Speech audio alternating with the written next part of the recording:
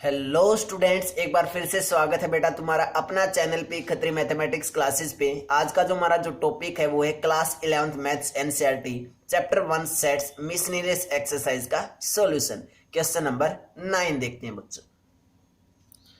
क्या बोल रखा बेटा 9th क्वेश्चन में, using properties of sets so that, हमें सेट्स की प्रॉपर्टीज यूज करके इसको प्रूव करना है, शो करना है। क्या कि फर्स्ट पार्ट में क्या प्रूव करना है, A union A intersection B किसके इक्वल आ जाए, ए के इक्वल।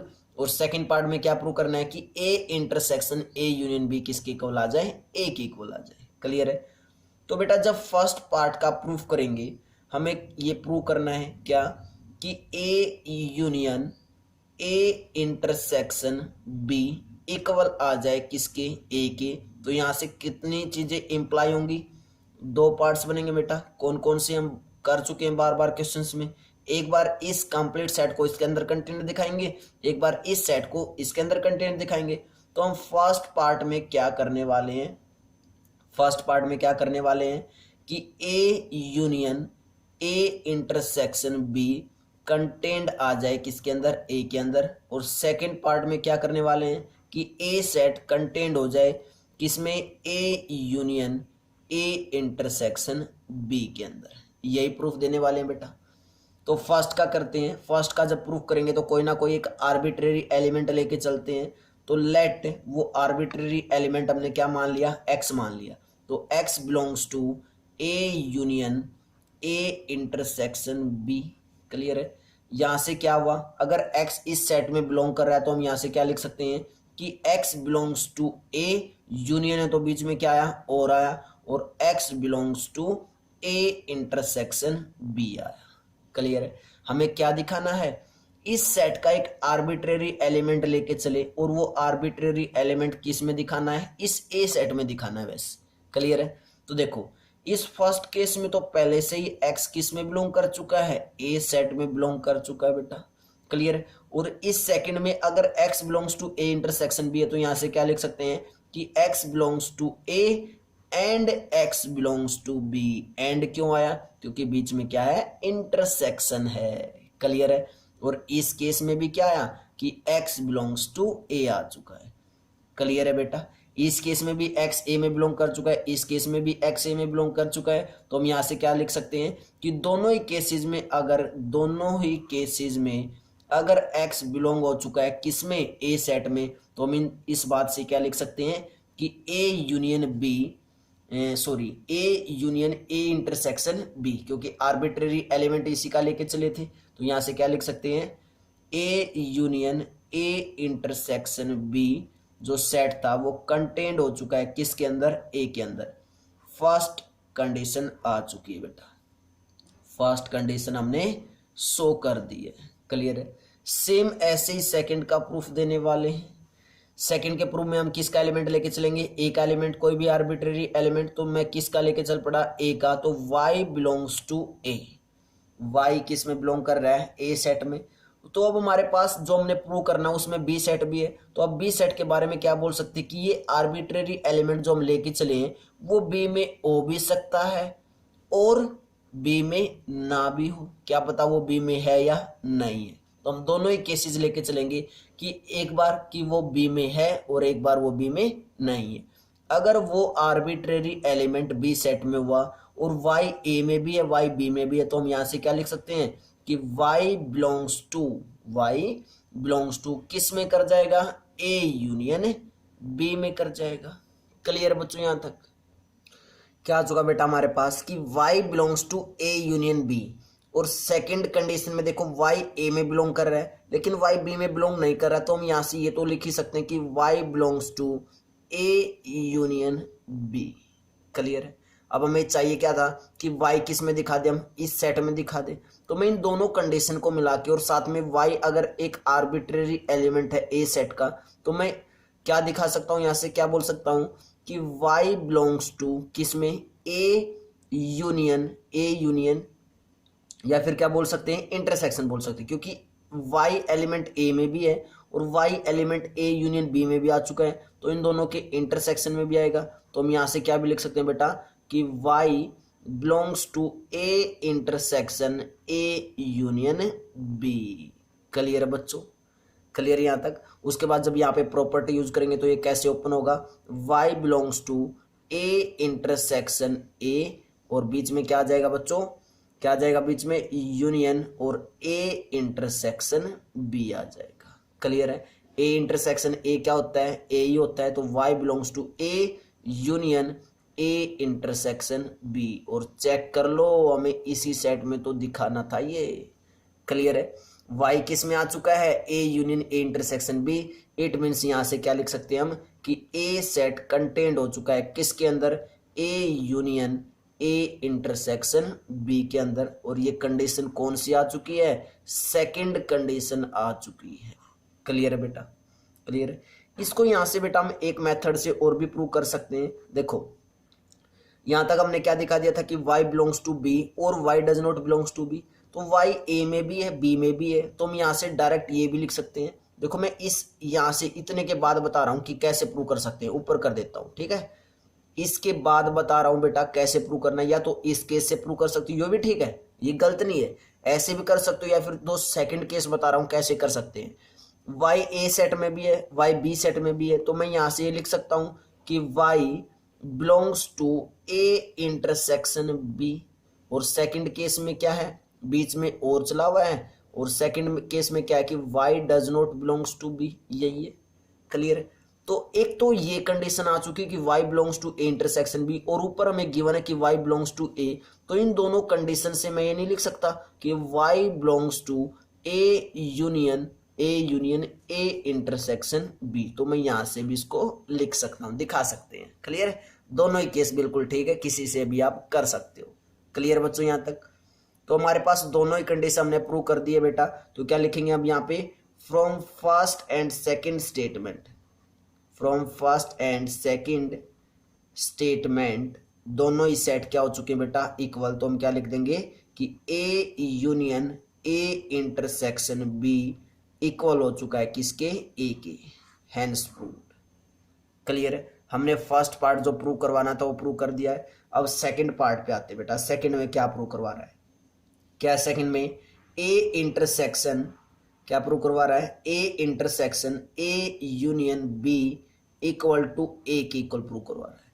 तो यहां से भी कितनी कंडीशन जनरेट होंगी बेटा, दो कंडीशन होंगी, क्या क्या होंगी, फर्स्ट कंडीशन क्या होगी, फर्स्ट कंडीशन होगी कि A intersection A union B content दिखाना होगा किसमें, ए में, और सेकंड कंडीशन में क्या दिखाना होगा हमें कि ए सेट कंटेंट है किसके अंदर, A intersection A union B के अंदर। यहाँ पे भी मैंने ब्रैकेट लगा दी तो लगा देना, ठीक है। क्लियर बेटा, तो ये दोनों कंडीशन प्रूव करनी है, बिल्कुल इजी हो चुका अब तो काम, अब हमें पता चल चुका कि हम क्या काम करते हैं। बार बार एक बार इस सेट का एक आर्बिट्रेरी एलिमेंट लेंगे, इसमें दिखा देंगे, एक बार इस सेट का एक आर्बिट्रेरी एलिमेंट लेंगे और इसमें दिखा देंगे, बस सिंपल काम। तो आर्बिट्रेरी एलिमेंट हमने क्या मान लिया, इस सेट का x मान लिया, तो let x belongs to a intersection a union b। तो यहां से क्या होगा बेटा, या तो x बिलोंग्स टू a होगा, बीच में इंटरसेक्शन है तो क्या आएगा, एंड आएगा, और x belongs to a union b आएगा। क्लियर है, यहां से दो केस जनरेट हो गए। अब x अगर a यूनियन b में होगा तो यहां से क्या लिख सकते हैं हम कि x belongs to a union है तो बीच में क्या आएगा, और x बिलोंग्स टू b, या तो x a से बिलोंग करेगा या x b से बिलोंग करेगा। और इस कंडीशन से क्या आ चुका है कि x बिलोंग्स टू a, और इस कंडीशन में तो पहले ही क्या है, x बिलोंग्स टू a। इस सेट का एक आर्बिट्रेरी एलिमेंट लेके चले थे और वो किस में दिखा दिया, a में दिखा दिया, दोनों ही कंडीशन में। इट मीन्स हम यहाँ से क्या लिख सकते हैं, दोनों ही कंडीशन में हमने क्या दिखा दिया कि x बिलोंग कर रहा है किसमें, a सेट में बिलोंग कर रहा है। क्लियर है, तो इस कंडीशन से हम क्या लिख सकते हैं, एक आर्बिट्रेरी इस सेट में था और इस सेट में आ चुका, तो हम यहां से क्या लिख देंगे, A intersection A union B set content हो चुका है किसमें, ए में।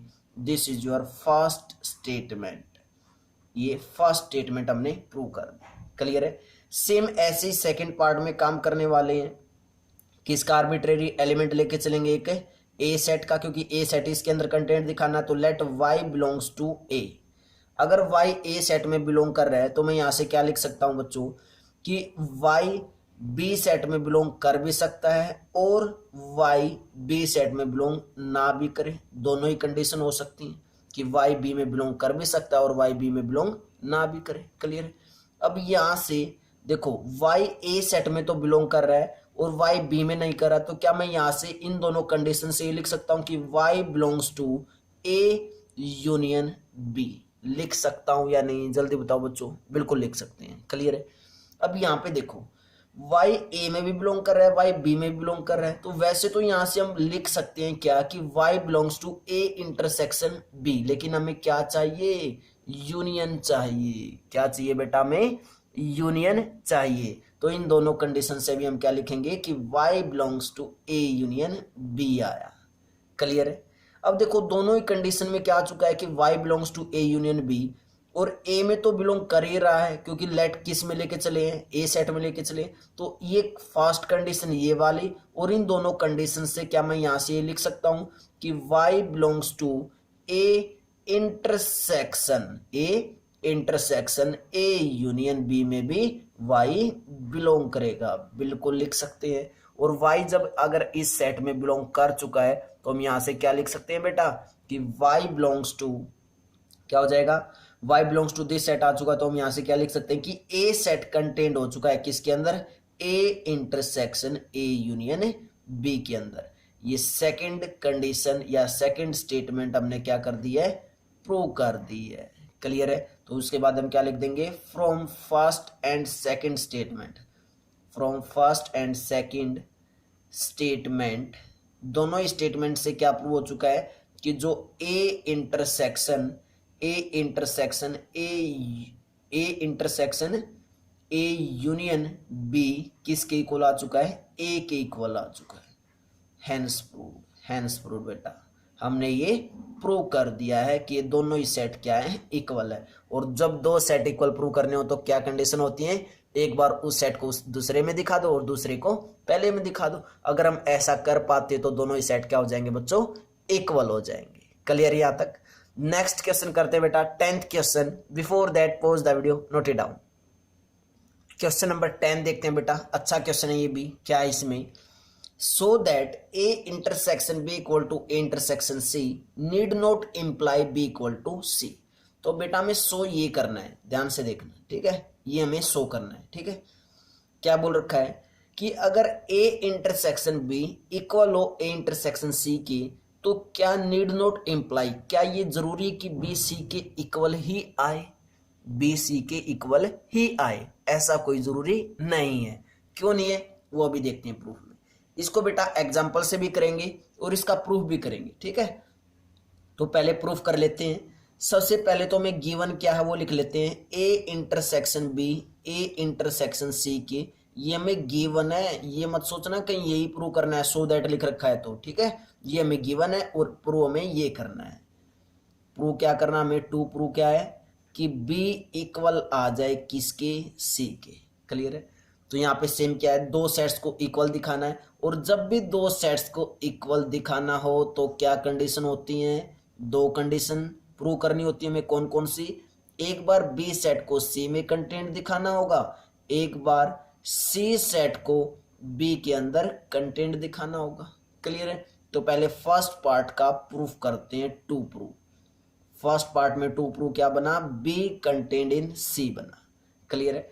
तो जब भी एक सेट को दूसरे सेट के अंदर अगर कंटेंट दिखाना है तो क्या करते हैं, फर्स्ट सेट का जिसको हमें कंटेंट दिखाना उस सेट का क्या लेकर चलते हैं कि आर्बिट्रेरी एलिमेंट। तो मैंने यहां से आर्बिट्रेरी एलिमेंट ले लिया क्या, X. Let X belongs to B. अब अगर इस एक्स को मैं सी में दिखा पाया तो ये बी कंटेंट हो जाएगा किसमें, सी में, अदरवाइज नहीं हो पाएगा। क्लियर है। तो बेटा देखते हैं, एक्स बिलोंग्स टू बी, तो यहां से मैं क्या लिख सकता हूं, अब इसके नीचे क्या लिख सकता हूं, अगर एक्स बी में बिलोंग कर रहा है तो इसके बाद मैं क्या लिख सकता हूं कि एक्स बिलोंग करेगा ए में, या फिर एक्स ए में बिलोंग नहीं करेगा। क्लियर। मैंने क्या लिखा, लेट करके चला कि एक्स बिलोंग्स टू बी, उसके बाद मुझे पता है कि थ्री सेट्स हैं ए बी सी। सी में मैं डायरेक्ट बोल नहीं सकता कि सी में एक्स बिलोंग करेगा या नहीं करेगा, लेकिन ए में बता सकता हूं कि या तो ए ए सेट में एक्स बिलोंग करेगा या फिर ए सेट में एक्स बिलोंग नहीं करेगा। ये दो ही कंडीशन हो सकती हैं। अगर एक्स ए में बिलोंग किया, अगर एक्स किस में आया, ए में आया और बी में पहले से ही है, तो इस कंडीशन से क्या आ गया कि X belongs to A intersection B आ गया। क्लियर है बच्चों, बोलो जल्दी से, क्लियर इतना। और यहाँ पे एक्स ए में नहीं है लेकिन यहाँ पे एक्स बी में है, तो यहाँ से क्या कंडीशन आती है कि X does not belongs to A intersection B. तो इट मीन्स इंटरसेक्शन में नहीं आएगा, क्योंकि एक सेट में आने से इंटरसेक्शन में नहीं आता बेटा, जब दोनों सेट में एलिमेंट हो तभी इंटरसेक्शन में आ सकता है। क्लियर है। अगर एक्स ए इंटरसेक्शन बी में आया और ए इंटरसेक्शन बी किसके इक्वल है, ए इंटरसेक्शन सी के इक्वल है, तो मैं यहां से क्या लिख सकता हूं कि X belongs to A intersection C. क्यों, रीजन दे दो कि ए इंटरसेक्शन बी इक्वल है ए इंटरसेक्शन सी के। क्लियर है बेटा, हमने रीजन दे दिया। क्लियर यहां तक। पहले इस फर्स्ट पार्ट को प्रूव कर लेते हैं। अगर एक्स ए इंटरसेक्शन सी में हुआ तो हम यहां से क्या लिख सकते हैं कि X belongs to A and X belongs to C. क्या हो चुका है बेटा कि X belongs to A and X belongs to C, means X किस में आ चुका है, सी में आ चुका है। क्लियर है।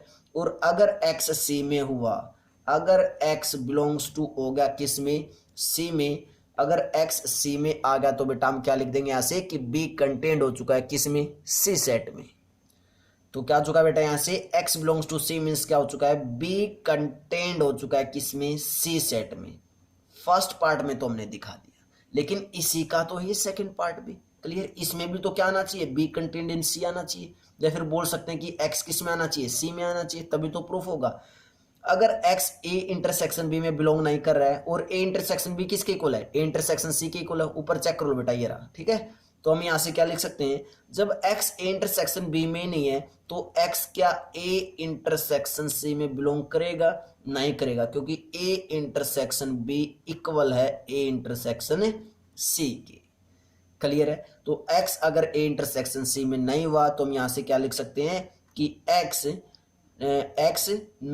Does not belongs to A and X does not belongs to C. और एक्स अगर सी में नहीं गया, एक्स अगर सी में नहीं गया तो हम यहां से क्या लिखेंगे कि B does not contained in C. Means एक ही पार्ट के प्रूफ में दो कंडीशन बनेगी कि या तो बी सी सेट में कंटेंड होगा या बी फिर सी सेट के अंदर कंटेंड नहीं होगा। कोई जरूरी नहीं है कि बी सी सेट के अंदर कंटेंड हो जाए। क्लियर है यहां तक। क्लियर बेटा। तो हम यहां से क्या लिखेंगे कि जब हम x को एक आर्बिट्रेरी एलिमेंट लेके चले थे किसका, b का, तो वहां से क्या क्या बात इंप्लाई हुई, x बिलोंग्स टू b लेके चले तो वहां से दो बातें इंप्लाई हुई। इंप्लाई टू थिंग्स, कौन कौन सी, इंप्लाई टू थिंग्स, कौन कौन सी, आइदर या तो b सेट c में कंटेंड होगा और या फिर बी सेट सी के अंदर कंटेंड नहीं होगा। क्लियर है बच्चों। क्लियर यहां तक। उसके बाद सेम ऐसे ही सेकंड पार्ट करने वाले हैं। सेकंड पार्ट में क्या दिखाएंगे, सी बी के अंदर कंटेंट है या नहीं, यही दिखाएंगे बेटा। तो यहां पे दिखाते हैं। क्लियर है। तो सेकंड पार्ट में मैं क्या प्रूव करना है कि सी कंटेंट आ जाए किसमें, बी में। तो same let Y belongs to C. तो यहां से हम क्या लिख सकते हैं कि y बिलोंग्स टू सी। उसके बाद मैंने लिखा कि y या तो a सेट में होगा या फिर y a सेट में नहीं होगा। अगर y a सेट में हुआ तो y belongs to a intersection c में भी होगा और a इंटरसेक्शन c किसके इक्वल है, a इंटरसेक्शन b के इक्वल है। तो यहां से मैं लिख सकता हूं कि y belongs to a intersection b और साथ में रीजन लिख दूंगा कि a इंटरसेक्शन b इक्वल है a इंटरसेक्शन c की। क्लियर है। अगर y ए इंटरसेक्शन b में हुआ तो यहां से क्या लिख सकते हैं कि y belongs to a and y belongs to b। y c का एलिमेंट था, मैंने किस में दिखा दिया, y b में दिखा दिया। तो y अगर b का एलिमेंट है तो यहां से मैं क्या बोल सकता हूं कि c कंटेंड हो चुका है किस में, b में। सेकंड केस के इस फर्स्ट पार्ट में हमने दिखा दिया कि c क्या है, कंटेंड किस में, b में। क्लियर है। अब इस पार्ट से देखो y अगर a सेट में नहीं है और y c सेट में, तो मैं यहां से क्या ये लिख सकता हूं कि y does not belongs to a intersection c। a intersection c किसके इक्वल है, किसके इक्वल है, a इंटरसेक्शन b। तो ए इंटरसेक्शन बी में भी नहीं होगा। साथ में रीजन दे दो, ए इंटरसेक्शन बी इक्वल है ए इंटरसेक्शन सी के, इसलिए हमने ये लिख पाए। क्लियर है।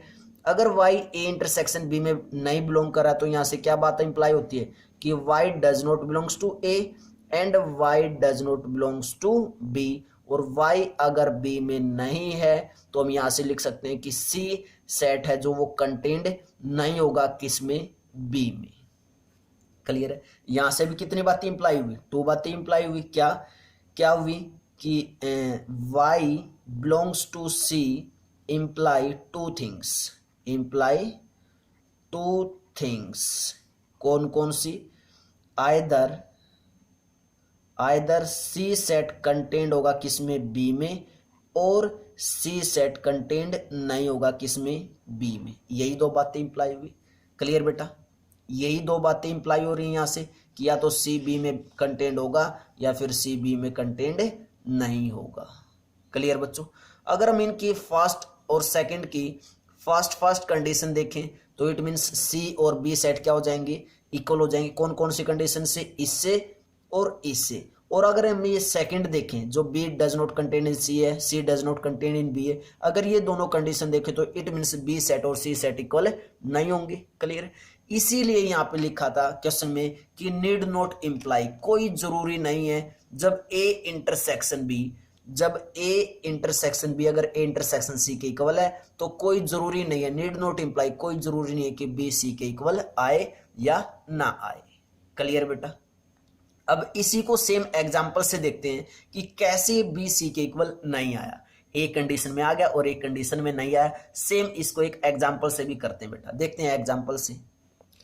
Before that pause the video, note it down. Example करते हैं बेटा, उससे पहले एक बार इसको अपने नोट्स में प्रिपेयर कर लो, उसके बाद एग्जाम्पल से देखेंगे इसको कि कैसे ये इक्वल नहीं है। ठीक है, तो एग्जाम्पल से देखते हैं बच्चों इसको। एग्जाम्पल से शो करते हैं बेटा इसको, एग्जाम्पल की हेल्प से। हमें गिवन क्या देखो, ए इंटरसेक्शन बी इक्वल आना चाहिए ए इंटरसेक्शन सी के, ये हमें गिवन है।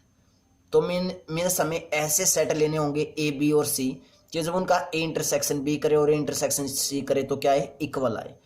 तो बेटा हम सेट लेते हैं सबसे पहले, एग्जांपल की हेल्प से करें तो सेट ए सेट लिया हमने। ए सेट में जो एलिमेंट्स हमने लिए वो क्या है, 1 2 3 4। क्लियर है। और उसके बाद एक बी सेट लिया, बी सेट हमने लिया, बी सेट में एलिमेंट्स ले लिया हमने 3 4 5 और 6। क्लियर है। एक सी सेट लिया। अब सी सेट इस तरीके से बनाना है कि जब ए इंटरसेक्शन बी करेंगे तो ध्यान से देखो क्या आएगा, इंटरसेक्शन बी में कॉमन एलिमेंट्स आते तो 3 4 आएगा। तो मीन्स जब ए इंटरसेक्शन सी करें तो भी क्या आना चाहिए, 3 4 आना चाहिए। क्लियर है। तो मीन्स 3 4 तो इसके अंदर होगा ही होगा, और क्या ले लिया, 7 और 8 ले लिया। क्लियर है। तो हमने ये कंडीशन प्रूव कर दी कि जब ए इंटरसेक्शन बी करेंगे तो वो किसके इक्वल आएगा, ए इंटरसेक्शन सी के इक्वल आएगा। कैसे, चेक कर लो बेटा। ए इंटरसेक्शन बी जब करेंगे तो क्या आएगा, 3 4 आएगा, और जब ए इंटरसेक्शन सी करेंगे तो भी क्या आएंगे उसमें एलिमेंट, 3 4 आएंगे। क्लियर है। अगर ये गिवन कंडीशन हमने होल्ड कर दी तो क्या चेक करो, बी और सी सेट इक्वल है, बी और सी सेट क्या इक्वल है, नहीं है, क्योंकि इसके अंदर एलिमेंट्स 3 4 5 6 है, इसके अंदर एलिमेंट 3 4 7 8 है। तो इट मीन्स ये कंडीशन तो होल्ड हो रही है, लेकिन बी सेट इक्वल नहीं है किसके, सी के। यही तो प्रूफ करके आए थे कि बी सी के इक्वल हो भी सकता है और नहीं भी हो सकता। तो हम नेगेटिव कंडीशन दिखाई है यहाँ पे कि बी सी के इक्वल नहीं होगा। कब, जब ये ओनली ये कंडीशन अगर हमें गिवन दे रखी है तो हम वहां से डायरेक्ट ये नहीं बोल सकते कि बी सी के इक्वल ही होगा, इक्वल नहीं भी हो सकता। और उसका मैंने तुम्हें रीजन दे दिया है, प्रूफ में भी और विद एग्जाम्पल भी। क्लियर बेटा, बहुत ही अच्छा क्वेश्चन है ये 10th क्वेश्चन। क्लियर है। नेक्स्ट क्वेश्चन करते हैं 11th question. Before that pause the video, note it down.